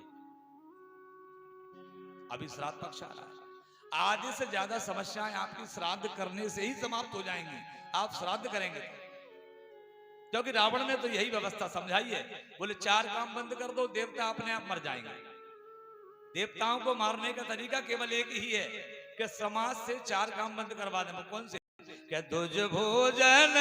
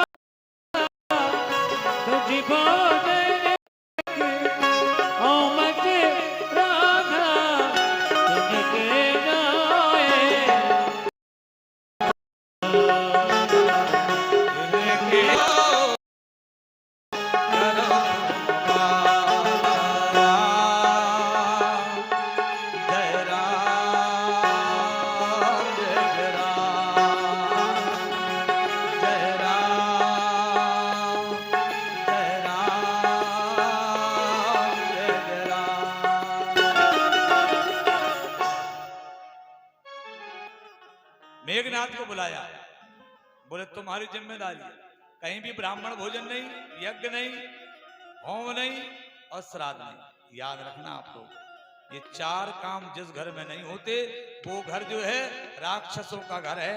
ये बात आपको बुरा लगे तो कोई बात नहीं, अच्छा लगे तो कोई बात नहीं, क्योंकि जिनके घर में ये 4 काम नहीं होते होंगे तो वो बुरा मानेंगे, उनको बुरा लगेगा। बोले पंडित जी तो ये बात ठीक नहीं है, लेकिन मैं आपको जिम्मेदारी से ये बात कह रहा हूं, निवेदन कर रहा हूं आपसे, इसमें आपका भला मेरा भला नहीं है। या मेरा निमंत्रण थोड़ी होना है श्राद्ध में, मैं तो चला जाऊंगा, निमंत्रण तो यहीं के ब्राह्मण को करना है। और फायदा ब्राह्मण को नहीं होना, फायदा आप सोचेंगे ब्राह्मण को होगा तो फायदा तो आपको होगा, ब्राह्मण का तो नुकसान ही है आपके घर भोजन करने में साहब। ब्राह्मण का तो नुकसान है आपके घर भोजन करने में। ब्राह्मण तो किसी के घर भी चला जाता है तो उसका नुकसान है, क्योंकि उसके एक अंगूठे में लक्ष्मी का वास है, एक अंगूठे में, पूरे पैर में नहीं, एक अंगूठे में लक्ष्मी का वास है। अगर ब्राह्मण घर आता है उसका अंगूठा धोकर घर में छिड़केंगे तो लक्ष्मी का वास हो जाता है। मैं ये नहीं कह रहा हूं मेरा निमंत्रण करना, मुझे बुलाना, मैं तो 5 दिन कर रहा हूं, 5 लोग निमंत्रण कर पाएंगे, यहाँ तो 200-300 लोग हैं, तो मुझे साल भर रहना पड़ेगा। लेकिन ब्राह्मण को बुलाइए और ब्राह्मण को बुला करके आप निमंत्रण करिए। अगर अकाल मृत्यु हुई है घर में तो छोटे बालक को बुलाइए आप, जो लगभग ये मानिए कि 15-16 साल का बालक हो, लेकिन उसके पास जनेऊ हो। ये ध्यान रखिए, आपके अकाल मृत्यु वाले के लिए अगर उसका 14 के दिन भोजन कराएंगे, अगर वर्ष भर 14 को कराएंगे तो और ज्यादा अच्छा है, लेकिन श्राद्ध में उसका कराइए। और अमावस्या के दिन सर्वपित्र अमावस्या है, उस दिन सबका हो जाता है, जिनका हमको पता भी नहीं है। अब कई लोग ऐसे भी जिनके पुत्र नहीं है तो वो भी कर सकते हैं। तो यहाँ 4 काम बंद हुए। अब मेघनाथ को बुलाया, मेघनाथ को कहा कि ये तुम्हारी जिम्मेदारी है। और सुनो मेघनाथ, अब करना क्या है? बोले चिल्लाओ, सबके दरवाजे पर जाकर चिल्लाओ, ललकारो सब देवताओं को, निकलो बाहर, निकलो। वो नहीं लड़ेंगे तुमसे। भले लोग कभी किसी से लड़ते नहीं है, थोड़ा सा कम बेटा, भले लोग कभी किसी से लड़ते नहीं है। जब 2-4 बार कोई आदमी गाली देता है तब एक आध बार उसको रोक कर कहते हैं भाई साहब ये तो बताओ आप गाली क्यों देते हो हमको, भला आदमी। तो बोले देवताओं को ललकारो, ये पता लग जाएगा ताकतवर कौन कौन है। जब हम ताकत इनकी समाप्त कर रहे हैं तो देखेंगे ताकत बची किसमें है, किसी में नहीं बची। तो फिर हमारा शासन होगा, सब हमारी सब कमेटी में आके मिल जाएंगे, जैसा कि अभी वर्तमान में हो रहा है। सब छोड़ कर आ रहे हैं ना, एक ही तरफ जा रहे हैं। चलो चलो, मेला सा लगा हुआ है, समझने वालों के लिए है। तो उन्होंने कहा सब हमारी पार्टी में जाएंगे, जब कमजोर हो जाएंगे तो कहां जाएंगे। अब रावण ने क्या किया देखिए आप, रावण की व्यवस्था क्या है, देवताओं को अल्पसंख्यक बना दो। क्या बना, जिस किसी व्यक्ति को अगर कमजोर करना है उसको अल्पसंख्यक बनाओ, वो कमजोर हो जाएगा। पहले के लोग पागल थे कि 12-15 बच्चे पैदा करते थे, एक ही घर में से 12-15 लट्ठे निकलते थे, लड़ाई हो जाएगा। एक गांव पूरा कहीं चला जाए लड़ने के लिए तो मालूम चलता था कि गांव भागता दिखता था। अब समाज में क्या व्यवस्था हुई कि सरकारों ने अल्पसंख्यक कर दिया। अब अल्पसंख्यक कर लिया तो क्या करें, हम लड़ सकते नहीं है, क्योंकि 2 ही बच्चे हैं, एक ही बेटा है बेचारा, उसको कुछ हो गया तो क्या करेंगे। पहले 15 होते थे तो मालूम चला 2 मर गए तो कोई बात नहीं। अल्पसंख्यक बनाने के लिए रावण ने क्या किया कि देव यक्ष गंधर्व नर किन्नर नाग कुमार और जीत भरी निज बाहुबल बहु सुंदर बरनार। अब अल्पसंख्यक कैसे बनेंगे, जब इनकी पत्नियां और कन्याएं उठा ले जाओ। जब जिसके घर में पत्नी नहीं है और कन्या नहीं है, तो कन्या होगी तो वो दूसरे घर शादी होगी, तो शादी तो इनकी बिरादरी में ही करेंगे। जब शादी होगी तो उनकी संतान होगी, कन्या को भी लाओ, पत्नियों को भी ले आओ। अब पुरुष क्या अकेला पैदा करेगा, क्या नहीं कर सकता। तो अब अल्पसंख्यक बन जाएंगे। तो जीत भरी ने जब कौन कौन की ले आया, महिलाएं कहां कहां की ले आया, और कन्याएं किस किस जगह की ले आया। ये रामायण कह रही है। देवताओं के स्वर्ग में से सब स्त्रियां और कन्याएं। बोले चलो, अच्छा लाया कैसे? रावण आवत सुनहु सकोहा, देवन तक मेरी गिर खोहा। जब रावण का समाचार मिलता था कि रावण घर से निकल चुका है, तो देवता क्या करते थे? देवता देवन तक मेरी गुरु खोहा, खो में घुस जाते थे। हिमालय की पर्वत की किसी भी पर्वत के गुफाओं में जाकर बैठ जाते थे। अब घर गया रावण, बोले फाटक खोलो, दरवाजा खोलो। बोले क्यों? बोले भाई साहब है घर पर? नहीं है। तो बोले तुम चलो। रावण की ये व्यवस्था है। बोले हमारी सरकार तो ऐसे चलेगी। तो क्या करता था? देवजक्ष, देवता स्वर्ग से ले आया सबकी पत्नियां और लंका में जाकर रख लिया। यक्ष, यक्षों की, देव यक्ष गंधर्व नर, नर माने मृत्युलोक, मृत्युलोक की कन्याएं और महिलाएं, कन्याएं और महिलाएं दोनों ले गया।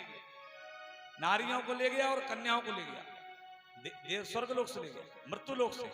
देव यक्ष गंधर्व नर के नर नाग कुमारी, नाग कुमारियां पाताल में, पाताल। तो पाताल की स्त्रियां और कन्याएं, मृत्युलोक की स्त्रियां और कन्याएं, स्वर्ग की स्त्री और कन्याएं लेकर के गया। अब बेटा तुम्हारी बढ़ा लो, जनसंख्या कहां से बढ़ाओगे? अब तुम अल्पसंख्यक बन गए, अब तुम कमजोर हो। अब देवता कमजोर हो गए, और जब देवता कमजोर हुए तो क्या हुआ?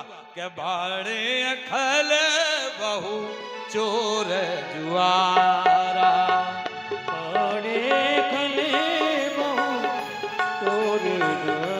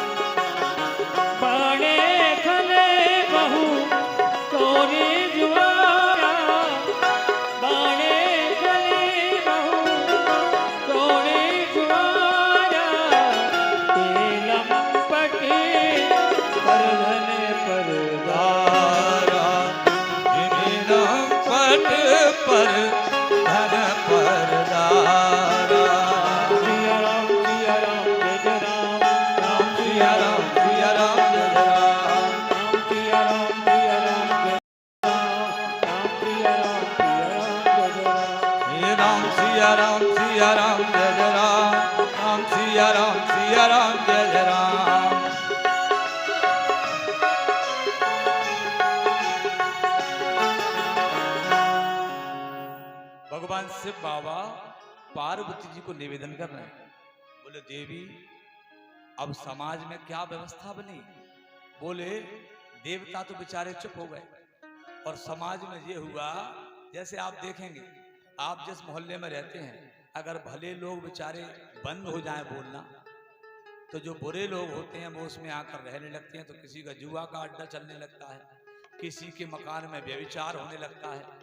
पड़ोस वाले देखते रहते हैं कि आप करें तो करें क्या, हम लड़ नहीं सकते, शासन कुछ करेगा नहीं, तो फिर मजबूरी में आकर के वो उसको बर्दाश्त करते हैं। तो बाबा शिव बाबा कहते हैं, देवी पार्वती, समाज में चोरों की संख्या बढ़ गई, खल माने दुष्ट बढ़ गए, और सुन ले पुकार अब तो। पृथ्वी घबरा गई। पृथ्वी ने देखा क्या कि मां नहीं मात, पिता नहीं देवा, और संतन से करवावे से। राक्षस कौन है? आप लोग इस बात को ध्यान रखें कि राक्षस का अगर पता करना है कि राक्षस कौन है, तो राक्षस का परिचय उसके स्वभाव से हो जाएगा, राक्षस का परिचय उसके आचरण से हो जाएगा, राक्षस का परिचय उसके चरित्र से हो जाएगा। आप ये देखना है कि राक्षस कैसे हो। शिव बाबा निवेदन कर रहे हैं, नहीं मात पिता नहीं देवा, संतन से करवावे सेवा। जो व्यक्ति मां को नहीं मानता है, जो व्यक्ति पिता को नहीं मानता है, जो देवताओं को नहीं मानता है, जो व्यक्ति संतों को नहीं मानता है, जो ब्राह्मणों को नहीं मानता है, तो रामायण निवेदन कर रही है कि मां नहीं मात पिता नहीं देवा, संतन से करवा तिनके ये चरण भवानी, तीन चर समझानो प्राणी। ये केवल प्राणी मात्र हैं, ये कुछ नहीं, ये निश्चल है। कौन से? सब निश्चल। पृथ्वी ने विचार किया संसार में क्या होने वाला। सुन ले पुकार अब, सुन ले पुकार अब तो, हर मुरली बजाने वाले सुन ले पुकार अब तो, मुरली बजाने वाले, सुन ले पुकार अब,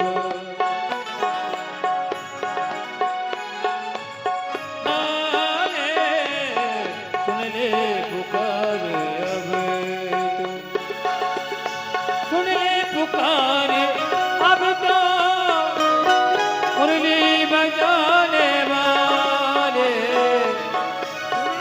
पुकार अब तो, मुरली बजाने वाले, और बिगड़ी बना दो सबकी, बिगड़ी बना दो सबकी, बिगड़ी बना दो सबकी, ओ बिगड़ी बना दो सबकी, बिगड़ी बनाने वाले, ओ बिगड़ी बना दो सबकी, बिगड़ी बनाने वाले, बिगड़ी बिगड़ी बनाने वाले।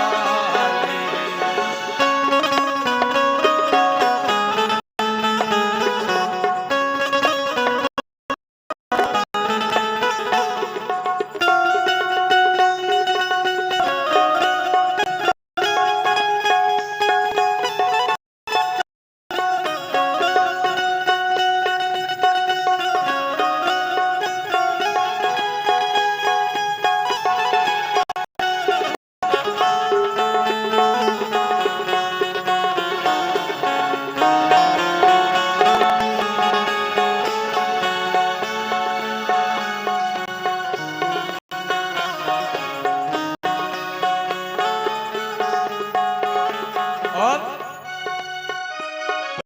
लाल ने पुकारा नरसिंह,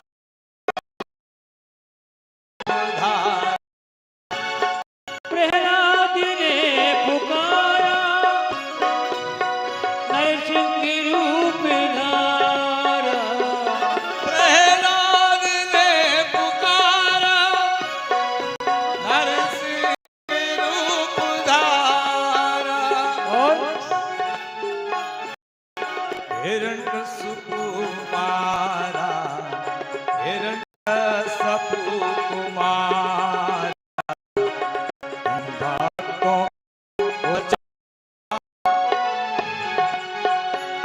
ओ हिरण्यकश्यप तुम्हारा, तुम भक्त बचाने वाले, सुन ले पुकार अब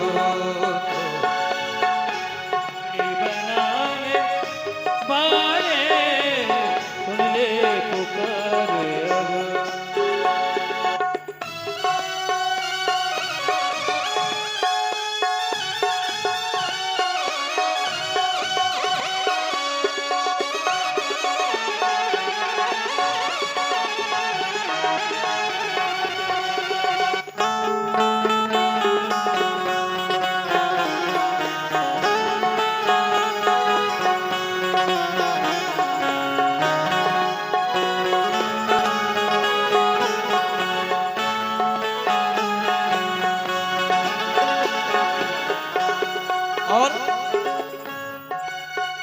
गज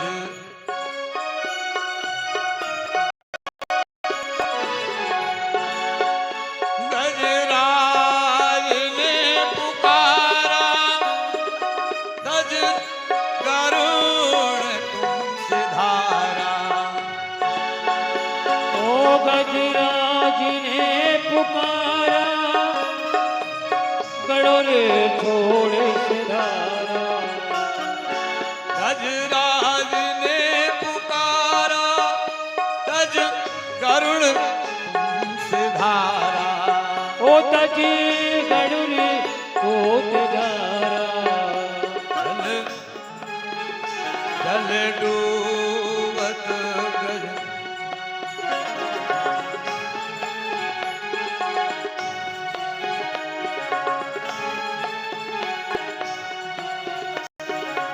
सुन ले पुकार अब तो मुरली बजाने वाले। सुन ले पुकार अब तो मुरली बजाने वाले, सुन ले पुकार अब।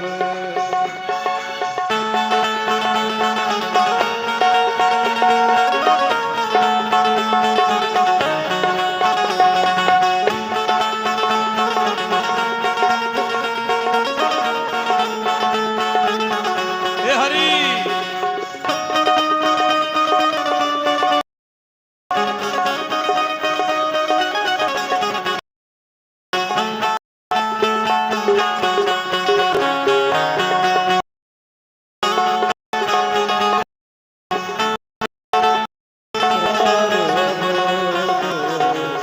मुरली बजाने वाले, मुरली बजाने वाले, मुरली बजाने वाले।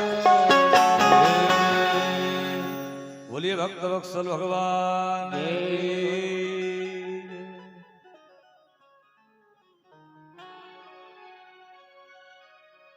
जब धरती पर पाप अनाचार जब छा जाता है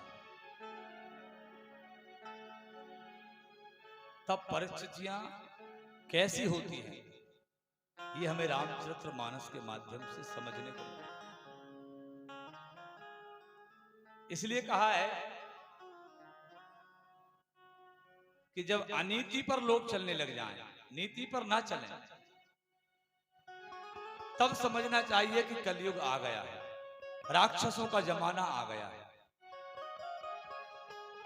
राक्षस कोई और नहीं है, राक्षस हमारे आचरण का नाम है, राक्षस हमारे चरित्र का नाम है, राक्षस हमारे स्वभाव का नाम है।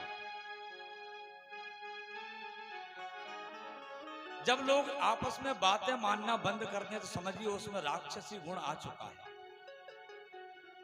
जब हम किसी की बात नहीं मानते हैं